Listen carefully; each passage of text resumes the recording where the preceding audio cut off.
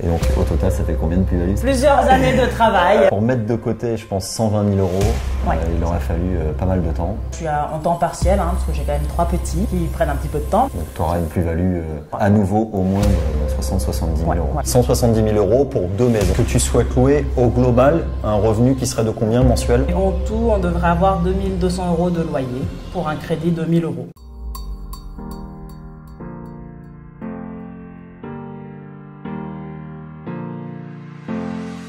Bienvenue dans cette nouvelle vidéo où j'ai le plaisir de retrouver quelqu'un que vous connaissez, en la personne de Maï. Salut Maï. Salut Marc. Comment tu vas? Très bien, parfait. Très bien. Je t'avais dit à bientôt, de toute façon, voilà. Voilà. Eh ben on y est, exactement. Alors, vous la reconnaissez. Aujourd'hui, on est en Loire-Atlantique. On n'était pas dans le même département la dernière fois. C'était pas très loin d'ici. Une petite heure, on va dire, d'ici. Et là, on est dans une ville d'environ 12 000 habitants. J'ai regardé, j'ai fait mon travail avant, j'ai regardé. Une ville d'environ 12 000 habitants, plein centre de cette ville, pour ton deuxième projet. C'est ça. Donc, deuxième projet déjà pour Maï. Alors, pour celles et ceux qui n'auraient pas vu le premier projet, on va bien évidemment mettre en encart le lien avec la vidéo. Est-ce que sur ce premier projet, tu peux juste me rappeler les chiffres? Parce que c'était des chiffres vraiment impressionnants. Donc, si tu peux nous rappeler ces chiffres-là, ça serait top. Oui, bien sûr. Donc, en gros, on avait acheté un immeuble avec 2 appartements pour une enveloppe totale de 140 000 euros. Ouais. Estimé après travaux à 220 000 à peu près. Donc, une assez bonne plus-value latente. Voilà, et puis pour lequel on a donc 1 200 euros de loyer actuellement tous les mois, à peu près en gros 4 à 500 euros de bénéfices mensuels. Voilà. Et c'était il y a un an tout pile, et depuis un an, on a toujours les mêmes locataires. Enfin voilà, ça roule, ça se fait tout seul, voilà, tout va bien. Et là, on va découvrir le second, donc deuxième investissement. Est-ce que tu peux nous en dire un petit peu plus sur ce deuxième investissement? Alors donc là, pour le coup, c'est le lot de 2 maisons. Qui ont une cour commune et un garage, donc proche du centre-ville de la ville là, puisqu'on a tout, pareil, un parc, boulangerie, enfin tout, carrefour, voilà, tout est vraiment à proximité, de quoi stationner facilement. On est surtout très proche d'une école d'infirmières, c'est aussi pour ça que j'avais pris surtout en disant que voilà, on pouvait y trouver facilement des locataires. Et on est proche de la gare également, enfin voilà, tout peut se faire à pied en même pas 10 minutes. Et donc le bien lui-même, il était affiché à 175 000 euros, qu'on a réussi à négocier. On a fait une offre à 125 000 qui a été refusée, mais on a eu une contre-offre à 130 000, ce qui nous allait très bien. Donc voilà, 45 000 euros de négo. Donc parfait. Et là pour lequel on a eu à peu près 30 000 euros de travaux, donc ce qui nous fait une enveloppe totale, frais d'agence, notaire, travaux de 170 000. Ok, voilà. 170 000 euros pour 2 maisons. C'est ça. Que tu souhaites louer au global, un revenu qui serait de combien mensuel? Et en tout, on devrait avoir 2 200 euros de loyer pour un crédit de 1 000 euros. Donc voilà, un beau cash flow à venir. À nouveau, bon, elle nous dit ça de manière détendue, ça paraît hyper simple. Ça n'a pas été très compliqué finalement, on a pris l'habitude. C'est ça, ça y est. Et ben, on va avoir le plaisir de découvrir ça. On va commencer par la première maison. Alors on a déjà un environnement, parce qu'on n'a même pas parlé, mais c'est quand même un environnement hyper sympa. Vous avez créé quelque chose d'hyper sympa. On mettra pareil, on mettra une petite image de ce que c'était avant les travaux que Maï a réalisé avec son mari. Il faut quand même. Oui, bien sûr, je ne suis pas toute seule. Ah, voilà. C'est un projet familial, évidemment. Un projet familial. C'est important de le dire. Et donc on a un petit extérieur, une cour commune qui est superbe, qui est vraiment hyper sympa et qui encadre un petit peu, qui va distribuer les 2 maisons. On va aller dans la première maison. Je te suis. Alors, on arrive dans l'espace de vie. Explique-nous un petit peu l'agencement peut-être et puis ce que vous avez fait comme travaux. C'est intéressant, ça intéresse toujours du monde de savoir qu'est-ce qui a été changé, comment, etc. Alors, pour le coup, donc là, on a changé le sol. Ok. Parce que c'était un sol très foncé, du coup pas très lumineux, pas très chaleureux. Donc on a voulu mettre quelque chose de plus clair. Et puis on a mis notre beau papier peint. Ça c'est la touche de Maï. C'est quand même le papier peint qu'on retrouvera dans la vidéo et qui est super, qui est vraiment super, qui fait chaleureux et qui contraste un petit peu avec le sol tout clair. Donc moi je suis fan, j'adore vraiment, c'est fait avec beaucoup de goût. On laisse la parole. Et puis après, donc on a agencé la cuisine qui était inexistante, parce que du coup il y avait juste un évier et une hotte. Et donc voilà, on a essayé de revoir un petit peu l'espace en faisant une cuisine avec assez de rangement pour les personnes qui vont s'en servir. Et puis voilà, plutôt fonctionnel. D'accord. Avec une petite touche de couleur, hein, toujours. Voilà. Ouais. Une teinte un peu terracotta, un petit peu de chaleur. Ouais. Elle le dit bien à la caméra parce que depuis que je suis arrivé, je lui dis, ce terracotta quand même, il est super sympa. Donc ouais, je suis fan. Et là, on retrouve aussi également des choses que vous avez utilisées dans votre premier investissement. Donc vous avez un petit peu dupliqué ce que vous avez fait dans le premier investissement. On a repris exactement les mêmes meubles. C'est plus simple un deuxième. Hein, bah oui, finalement, on a déjà les bases. Niveau budget, on a déjà tout. Et puis, c'est vrai que c'était un petit coup de cœur. Enfin, nous, elle nous plaît cette cuisine. Donc voilà. Tu sais ce que j'aime, hein. Les petites poignées là qui sont très particulières. Et donc ça fait une très belle cuisine. Alors ce qu'on comprend également, c'est que là on a tu as mis 2 frigos. Oui. Parce que tu comptes louer à la chambre, tu m'as expliqué. C'est ça, voilà. Ok, pour optimiser ta rentabilité. Voilà. Hein, puisque tu vas, là pour les chiffres, tu louerais la chambre combien? Alors la chambre serait à 420 €. D'accord. Étant donné qu'il y a 4 chambres, on sera à peu près 1700 € en gros de loyer uniquement pour cette maison. Pour cette maison, voilà. Ok. Eh ben on va se diriger vers nos chambres. Et cet escalier est à nouveau très très beau, ça me fait penser. Un bel escalier en bois. À un escalier qu'on a eu chez Marie, qui est une de nos élèves, infirmière justement, et qui avait un escalier extraordinaire dans son immeuble. Un petit coucou à Marie au passage. Donc on arrive sur ce palier qui dessert un petit peu toutes les chambres. 4 chambres avec une salle de bain au milieu, avec un toilette. Extra, voilà. C'est hyper bien agencé, on perd pas d'espace. Et puis on va rentrer dans une des chambres pour un petit peu découvrir cela. Donc voilà, ça c'est une des chambres, hein, sachant qu'elles sont un peu toutes agencées pareil. Ouais. Un lit, une place, une petite table de chevet, un dressing pour du rangement, une petite bibliothèque avec le bureau pour qu'ils puissent déposer tous leurs bouquins, toute leur fourniture pour travailler. Et puis un beau parquet également. Hein. Ouais, et puis ce qu'on ne voit pas peut-être à la vidéo, c'est la hauteur sous plafond qui donne un vrai volume à la pièce, à toutes les pièces d'ailleurs, parce que cette maison a vraiment une belle hauteur sous plafond. Donc ça, c'est extra. Ouais. Et des grandes ouvertures aussi. Ouais. Donc ça en fait des chambres, grande luminosité. Ouais. Des chambres plutôt lumineuses. Extra. Donc, première maison, et c'est que le début. Il y a une deuxième maison, on va se retrouver tout de suite dans la deuxième maison. Donc on se fait un petit stop ici parce qu'il y a une chose qui est très intéressante. Alors au-delà de cet espace commun que vous avez réaménagé, je crois que tu as 2 choses également qui sont très utiles pour les futurs locataires.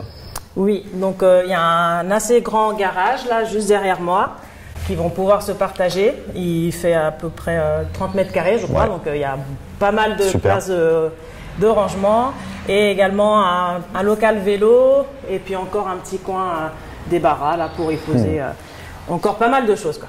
Alors ça, ce sont des petits détails mais qui vont faciliter aussi la location parce que ce sont des arguments pour louer et pour louer plus cher également parce que quand on a du stockage, quand on a des commodités, quand on a un petit extérieur qui est partagé, c'est des choses qui sont positives. Alors là on est sur un bien qui est en travaux encore. Hein. C'est ça. On est sur la fin des travaux, là on va en parler. Les choses importantes que vous avez faites, c'est quoi ici? Alors déjà, le logement, là, en fait, il était classé en G. Donc on savait que pour la location, il fallait qu'on revoie un petit peu de tout ça, le DPE. Donc on a fait toute l'isolation par l'intérieur parce qu'on a pas mal de volume, donc ça gênait pas du tout l'espace, les mètres carrés.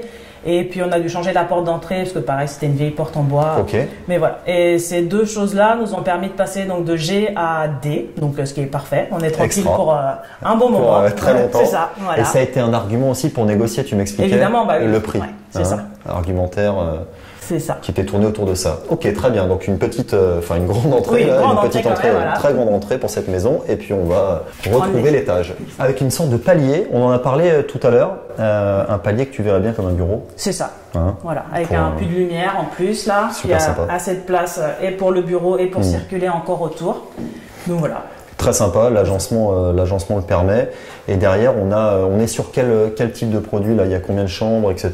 Alors là, on est plutôt sur un T2, mais qui est quand même assez grand en termes de surface, qui fait 55 mètres carrés. D'accord, ouais, c'est très grand, effectivement. Voilà, avec une petite cuisine, une petite salle d'eau, mais tout le reste, pour le coup, c'est des volumes assez conséquents. La chambre, elle fait 14 mètres carrés. Là, il y a le palier en plus qui fera office de bureau. Et puis un espace de vie qui est assez grand et surtout très lumineux avec ses grandes ouvertures. Vas-y, je t'en prie. Ah, effectivement, c'est très lumineux. Je pense qu'on le voit aussi certainement à la vidéo. Et là, il vous reste quoi pour finir ici? Eh bien, il va nous rester toutes les peintures. D'accord. Tout a été isolé, tout est plaqué. Donc, toutes les peintures et un changement de sol, le sol de l'entrée, puis le sol au niveau du palier et la chambre. D'accord. Voilà. Donc, ok, pour avoir quelque chose de vraiment d'harmonieux et de beau. Okay. Voilà.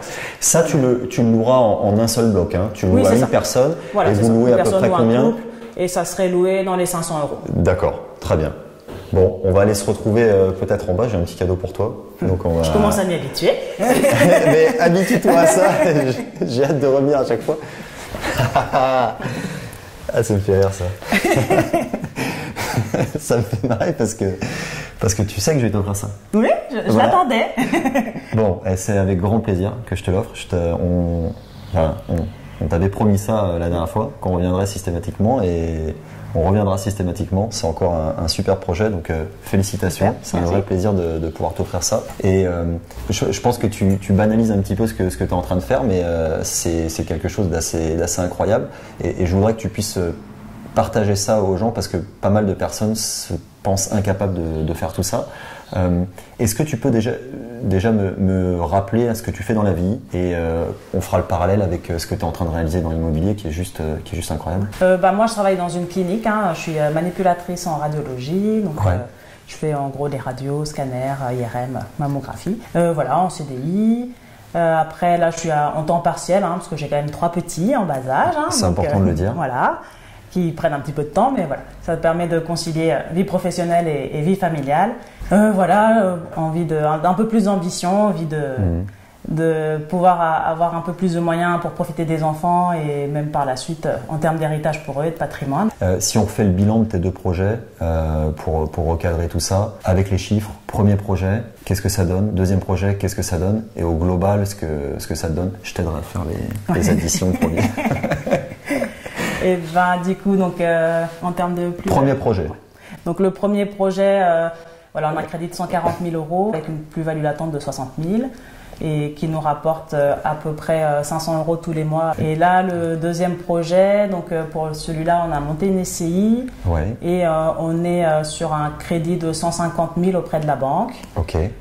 Potentiellement une revente possible au moins dans les 220-240. À peu près. Alors que vous aviez acheté combien? Au total, le budget global de ce projet-là? Le budget total, il est de 170 000. D'accord. Donc tu auras une plus-value latente à nouveau au moins de 60-70 000 €. Voilà, c'est ça. Voilà. Bon. Et donc au total, ça fait combien de plus-value ça? C'est pas mal. Plusieurs années de travail. Voilà. Pour mettre de côté, je pense 120 000 €, il aurait fallu pas mal de temps. Et c'est tout à votre honneur, parce que j'inclus bien sûr ton chéri dans cette aventure. Qu'est-ce qu'on a envie de faire après ça? Recommencer. Revoir Marc dans une autre ville, un autre logement et recommencer encore et encore. Et potentiellement, je pense plutôt que par la suite, ça sera plutôt de l'achat-revente sur le projet sur lequel on va plutôt se pencher. C'est ce qui nous permettra d'avancer plus vite surtout. Et puis moins de gestion, il n'y aura pas de gestion locative à faire. Donc voilà. C'est le projet que vous avez de couple, de se dire on va avancer vers ça et potentiellement pour toi peut-être derrière. C'est quoi ta vision de dire est-ce que je continue avec mon job? Est-ce que l'immobilier finalement ça me passionne, je veux faire ça? C'est quoi ce que tu as envie de faire derrière? Rediminuer encore un peu mon temps de travail si possible pour le coup. Après, il me plaît, ça reste quand même une passion, le médical.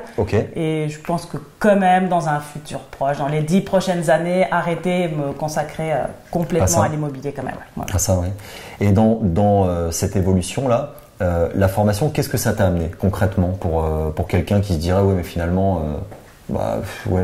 j'hésite, je sais pas, est-ce que la formation c'est intéressant ou pas? Toi concrètement, qu'est-ce que ça t'a amené?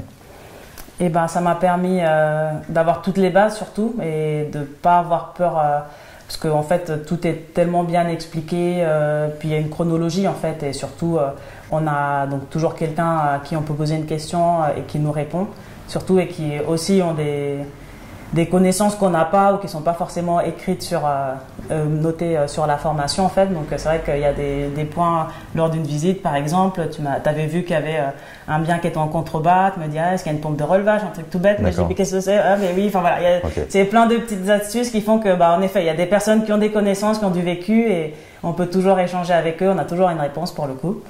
Donc voilà, et puis donc le suivi et les connaissances quoi. Et puis surtout ça nous permet d'avancer aussi, de se lancer vraiment. C'est surtout ça, c'est que le plus dur c'est de commencer. Une fois qu'on a commencé et qu'on voit qu'il n'y a pas trop de contraintes finalement, que ça se fait bien, et on n'a qu'une hâte, c'est de recommencer quoi.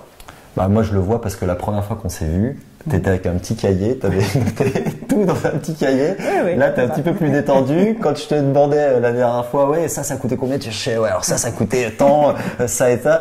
Et là, maintenant, il y a un petit peu plus de maîtrise où tu te dis, bon, on sait combien ça va nous coûter, on n'a pas peur de quoi que ce soit. Et c'est vrai qu'une fois qu'on a enclenché ça, on avance de manière beaucoup plus sereine et c'est ce que je vous souhaite vraiment parce que moi, je le vis depuis une quinzaine d'années. Vous êtes au début de ça et plus ça va et plus c'est facile en fait. Hein. Il faut bien comprendre ça, c'est une réalité. Ça a l'air en tout cas. C'est comme tout. Bon, écoute, bravo encore. Merci pour cette belle visite. Félicitations pour ce super projet. On est encore dans quelque chose. Alors, en termes de goût, quand même, on est vraiment bien avec Maï. Vraiment. Et puis, pour toutes celles et ceux qui sont encore dans cette vidéo et qui souhaiteraient faire la même chose et potentiellement remplacer leur salaire avec un investissement, je vous invite à cliquer dans le lien qui se trouve juste en dessous et on se retrouve de l'autre côté.